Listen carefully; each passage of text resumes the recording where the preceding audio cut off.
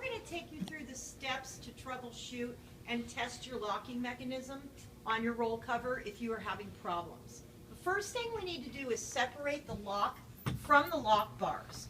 You will remove the screws on the underside corners of the lock plate, and that lock plate will drop.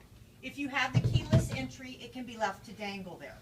You're going to want to gently pull out the silver rod arms that come out of the locking mechanism and connect the lock bars to the lock.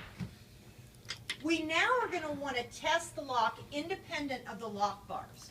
You will do that by turning the key to unlock it, hitting the lever on the underneath to relock it, and repeating this process about 3 or 4 times. Just make sure that the lock is operating properly independent of the lock bars.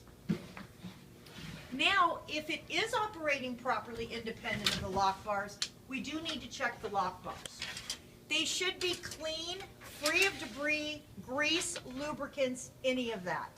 Sometimes if that builds up on them, you will need to pull the lock bar out of the extrusion, clean and dry it thoroughly, and reinsert it in the extrusion. If you find that it is dirty when you pull it out a second time, clean it once again. This should free up movement for the lock bars to pop fully out of their position in the extrusion. Once you have cleaned both lock bars on each side, you can put the locking mechanism back together, inserting the rod arms into the lock bar holes, and test it again fully.